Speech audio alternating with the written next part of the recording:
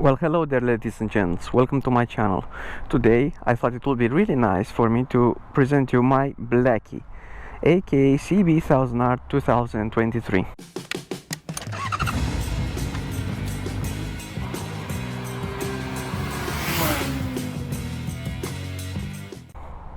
I'm gonna give you an honest review of what I like and what I do not like about this bike, and in this amount of time I was able to find bits, bobs that I like and bits and bobs and gizmos that I do not like. Let's start with the like, and after that we'll move to the dislikes. But keep in mind, this is an honest review of my opinion only, and you might have different opinions. That's all perfectly fine and perfectly alright. I have to give a big shout out for Honda for giving me this surprise. So when I ordered this bike, it was in June, I believe, 2022, and it came in 2023 in January.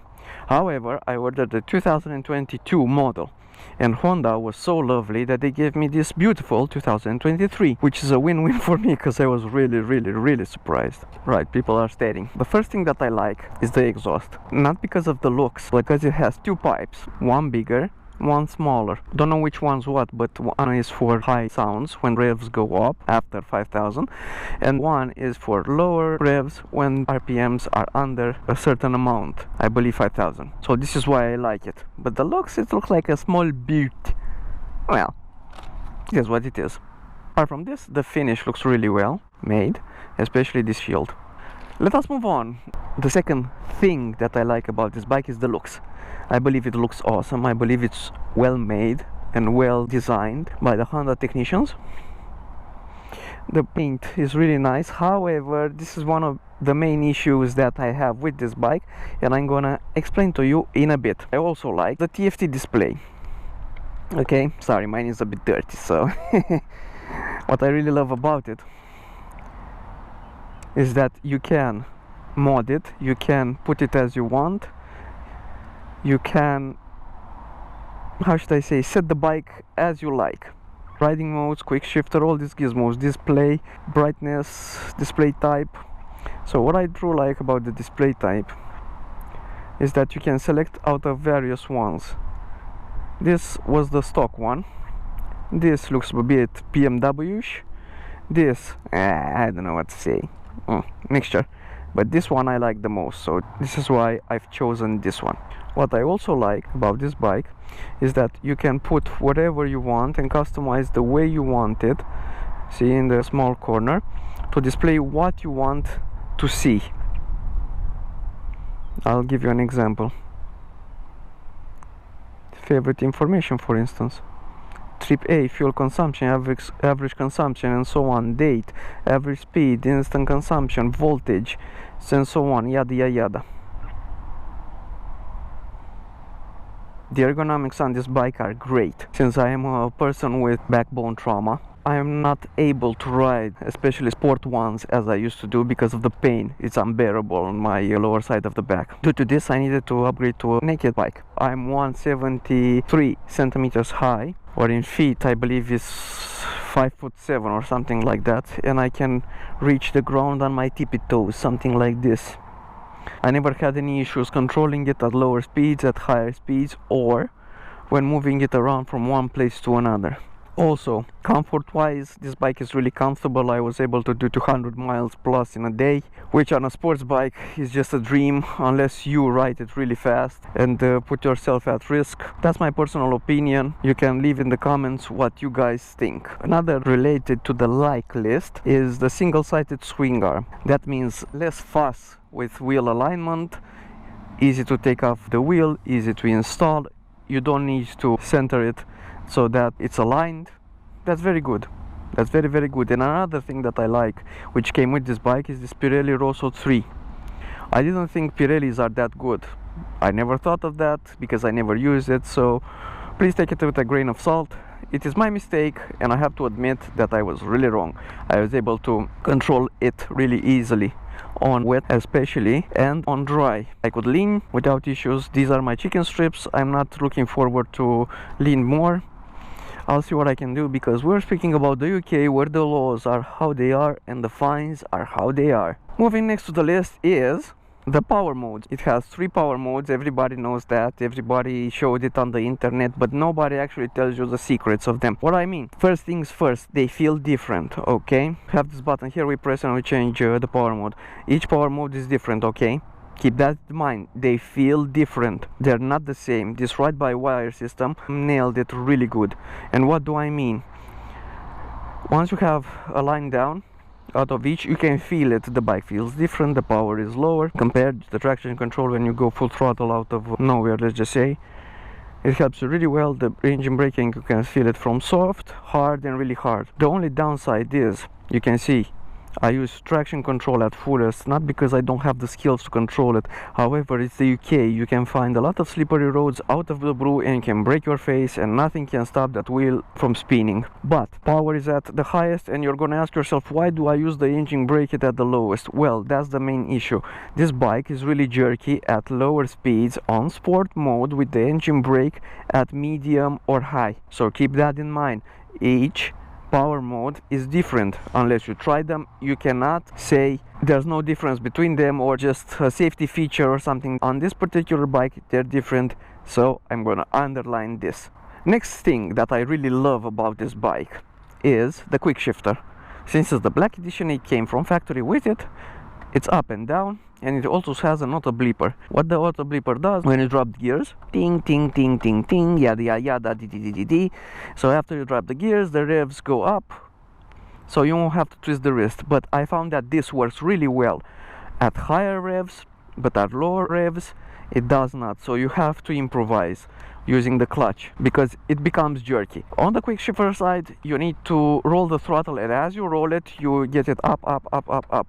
If you hold it at a precise rev and you up a gear, it's gonna be jerky. But as you twist the throttle and you go up, up, up, it's gonna go really smooth. And please keep in mind, when you're going down the shift, you need to have a throttle fully closed. I've seen a lot of people that even though they have open throttle, even as slightly, they still go down gears, and after that they found themselves in issues that the bike is not gonna shift gear, the lever will not go down, or is going to struggle with the rev match. One of the best things that this bike has is nimbleness. Even though it's 213 kilogram bike, plus the upgrades that I've put, is SW Motec crash guard belly pan, which added a bit of weight, I have to admit. It's really nimble, it's really light to ride at lower speeds, especially because if you start to think about it, everybody can ride at fast speed, let's be fair. But the most challenging, as far as I could feel since I started riding, was the lower speed maneuvers. These are really hard, and I have to admit, I've been watching MotoJutsu's channel, and boy, that guy is right. At lower speeds is the most challenging, and this bike is no doubt one of the easiest to ride. It doesn't put too much pressure on your back, it doesn't feel like it's gonna lose traction, it doesn't feel like it's gonna lose its balance. More or less, Honda nailed with this bike. They made the bike easy to ride and for everybody. Continuing with the likes, I think this headlight is also interesting. I haven't seen any bikes with this type of headlight apart from Augusta. I don't think it's a copycat like some of you said or think. I think it's nice, looks good, everything is as it should be. So these are always on, like my CBR in Romania, which is really nice. And another feature that I like, when you hard brake, this bike puts on the hazard light automatically to inform people behind you or in front of you that you are hard braking. Another thing that I like about this bike is this: when you try to inflate it, this part here is no longer vertical, is horizontal, so it gives you a lot of room to put in the plug. So good job, Honda, for that. What I also like about this bike is the maintenance. The maintenance, it's really easy on this bike. I have to admit, it's really easy. I never thought that changing the oil is really a child's play. You have to remove this cover, pull out the filter, and after that open up the drain bolt, you know the procedures. Second, checking out the coolant. That's another thing that's easy.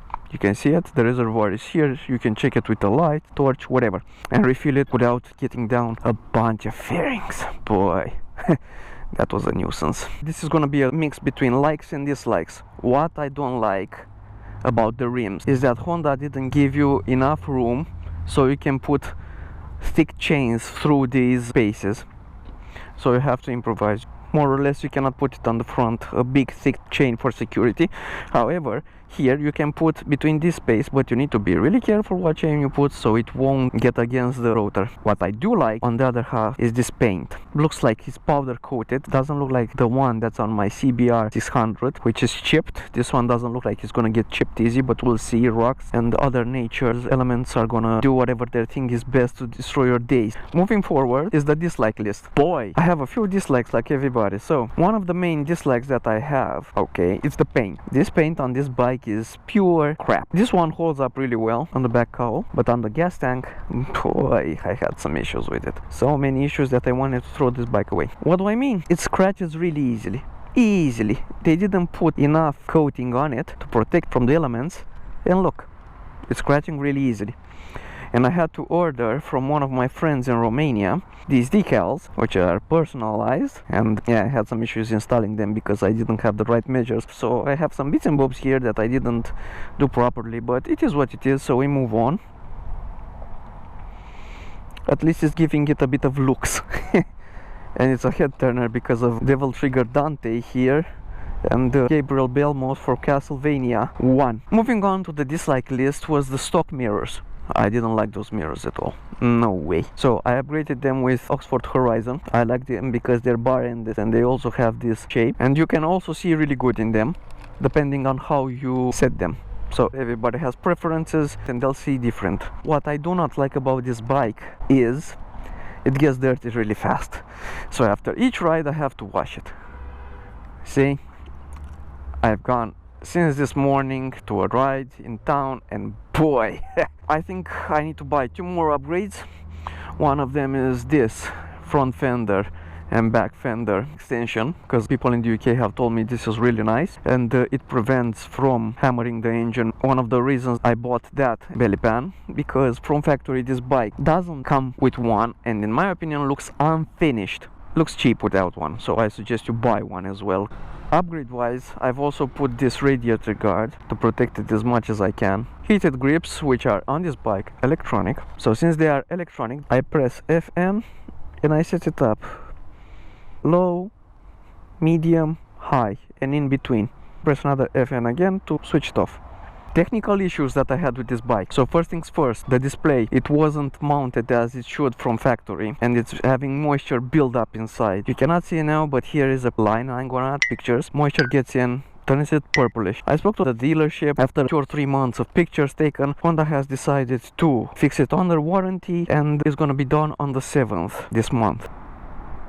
Oh, so it was actually changed. Another thing, you need to be careful with this display because it's getting scratched really easy, so you need to buy yourself items such as tempered glass to put it on. I bought one, it's really good, and since then no more scratches. Another technical issue that I had with this bike was when the dealership installed this guard, they didn't tighten the bolts as specified, and it was leaking oil from the bolts. So the dealership told me it's not from the gasket has no issues, but it's leaking from here. They took it in, they fixed it under warranty, no other issues. Thank you for that, Honda. That's a really nice thing. One of the big surprises for everybody is refilling the gas tank on this bike. This is due to the fact that it has a stopper in there, if you could see it.